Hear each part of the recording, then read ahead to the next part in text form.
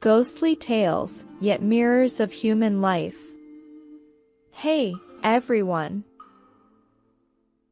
Welcome to Encountering Chinese. Ghostly Tales from Liao Zhai. Today, I'm going to tell you two short stories. The first story is titled Snake Charmer.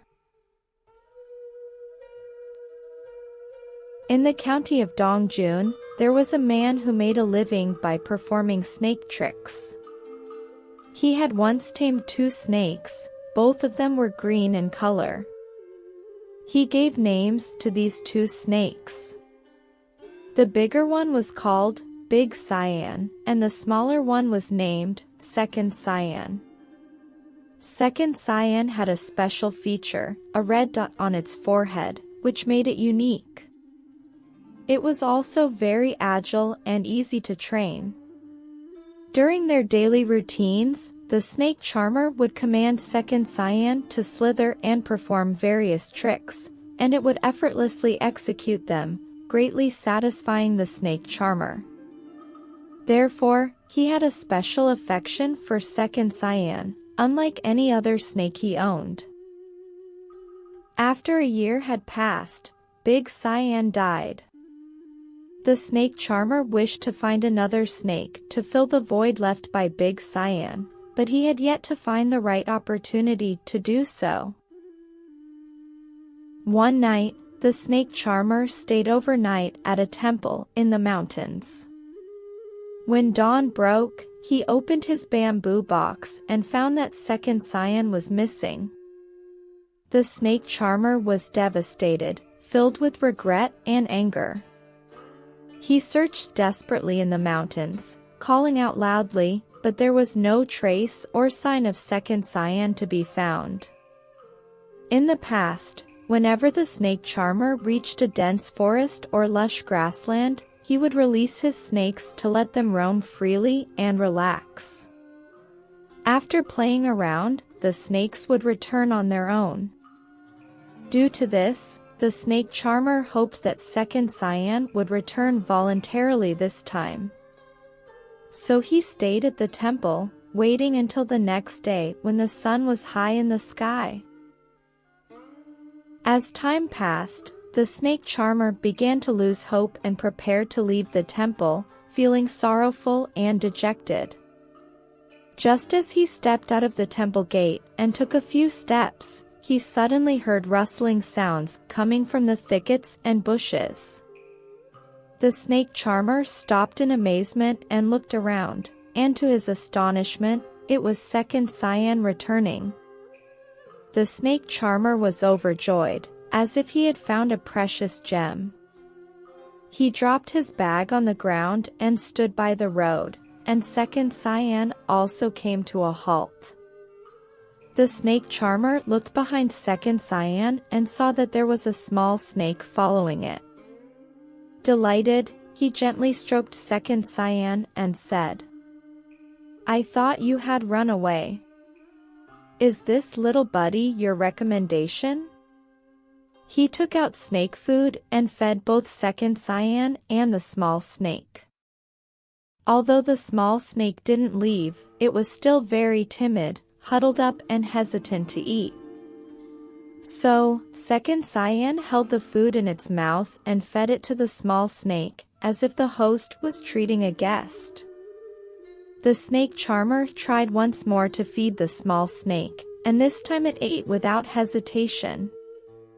After finishing their meal, both snakes crawled into the snake charmer's bamboo box. From that day onwards, the snake charmer trained the small snake as well. It could coil and perform tricks just like Second Cyan, so he named it Little Cyan. He took them everywhere to perform, earning a good amount of money. Typically, for snake charming, snakes that are under 2 feet in length are considered more suitable. If they grow larger, they become too heavy and need to be replaced. Even though Second Cyan had grown to over 2 feet in length, the snake charmer couldn't bear to part with it because of its obedience. However, after 2 or 3 more years, Second Cyan's length exceeded 3 feet, and when it coiled up inside the bamboo box, it completely filled the box. Eventually, the snake charmer had to make the difficult decision to release it. One day, he went to the mountains east of Sichuan County, brought out the best food to feed Second Cyan, and offered his blessings before letting it go. After Second Cyan left, it returned after a while and coiled itself around the outside of the bamboo box. The snake charmer waved his hand, trying to drive it away, saying, "You should go. There are no feasts that last 100 years in this world. From now on, you will hide in these deep mountains and valleys, and in the future, you will surely become a divine dragon. My bamboo box is too small, how can I let you stay for long?" After hearing his words, Second Cyan finally left. The snake charmer watched it depart with deep reluctance.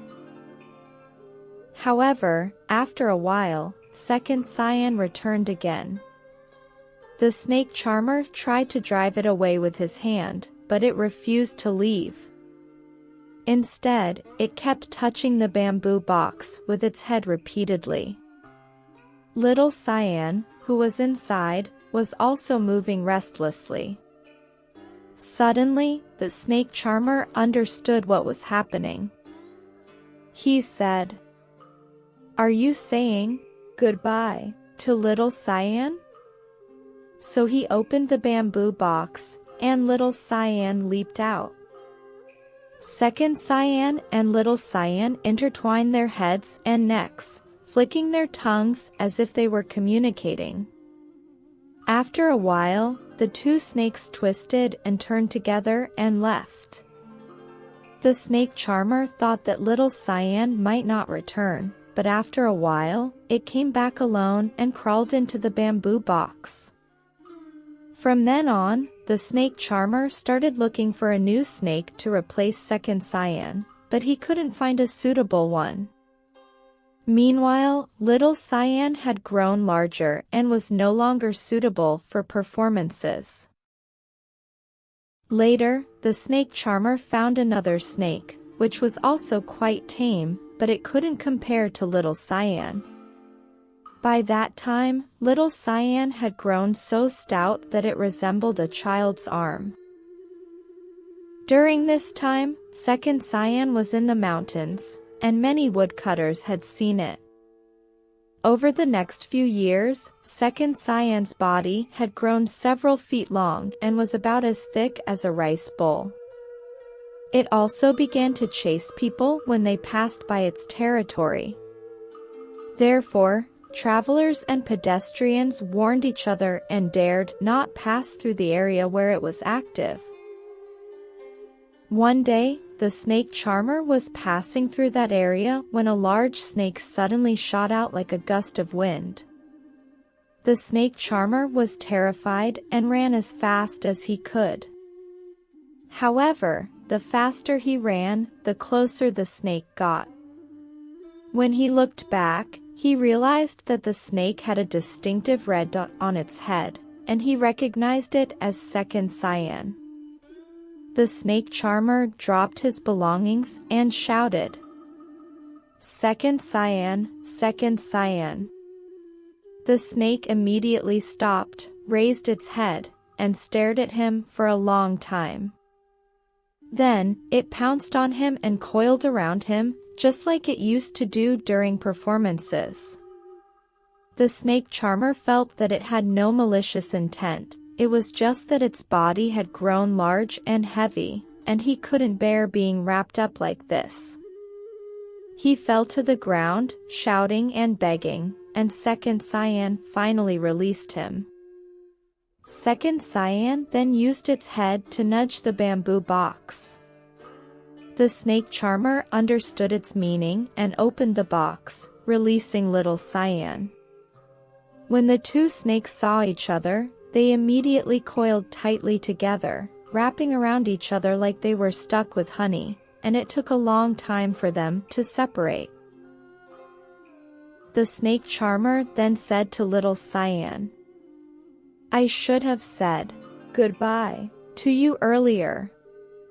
Now that you have a companion, I can rest assured." He then addressed second Cyan. "Little Cyan was originally brought here by you, and now you can take it with you. I'll give you one more piece of advice. There is plenty to eat and drink deep in the mountains. Please do not disturb passing travelers, lest you anger the heavens and face punishment." The two snakes hung their heads as if they were accepting his advice.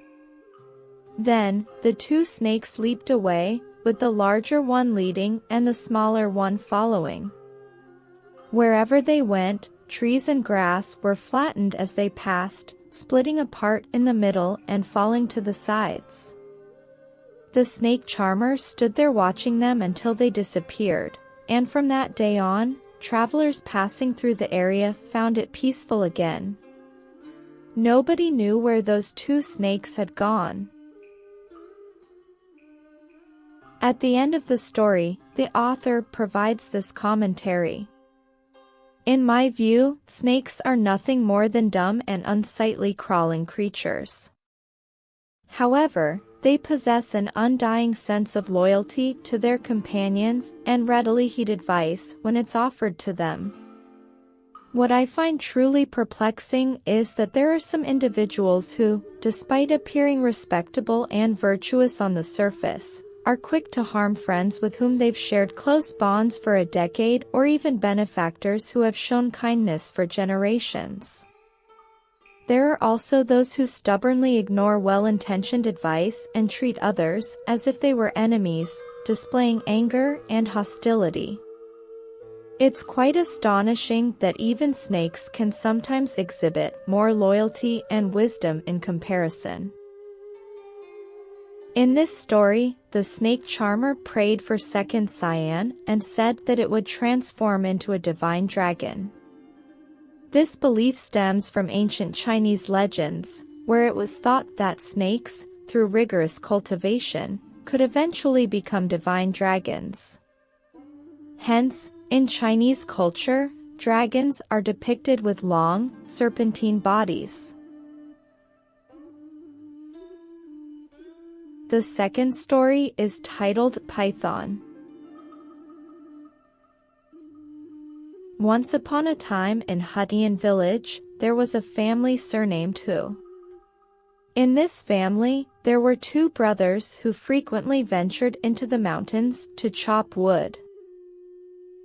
One day, the two brothers went up the mountain to gather firewood and entered a deep valley. Suddenly, they encountered a gigantic python. The elder brother was in the lead, and in an unfortunate moment, the python bit him. At first, the younger brother was terrified and thought of running away. However, when he saw his elder brother being swallowed by the python, he became furious and pulled out his woodcutting axe, striking at the python's head. Despite injuring the python's head, it continued to swallow his brother relentlessly. The younger brother watched as his brother's head disappeared into the python's mouth, but luckily, his brother's shoulders got stuck at the python's jaws, preventing further descent. The younger brother was extremely anxious, but had no other choice. He grabbed his brother's legs with both hands and fiercely struggled against the python. Unexpectedly, he managed to pull his brother out. The python realized it couldn't consume the elder brother and, wounded, slithered away. When the younger brother regained his senses and looked at his brother, he saw that his ears and nose had already been devoured. His brother appeared to be on the brink of death. With a heavy heart, the younger brother carried his injured sibling and began the journey back home. Along the way, he had to rest more than a dozen times before finally reaching their house. After receiving medical treatment and rest, miraculously, the elder brother recovered after 6 months. Unfortunately, his face bore the scars of the ordeal, and he was left with holes where his nose and ears had once been. Among the farmers of the mountains and fields, there was indeed a younger brother who respected and cared for his elder brother so deeply. Some even said, perhaps the reason the python didn't devour the elder brother was because it was moved by the younger brother's morality and compassion. Maybe that's really how it was. All right. That's all for today's ghostly tales. Snake Charmer and Python. If you enjoyed it, please give it a thumbs up and subscribe. Please also encourage everyone to comment and share more. We'll see you in the next episode.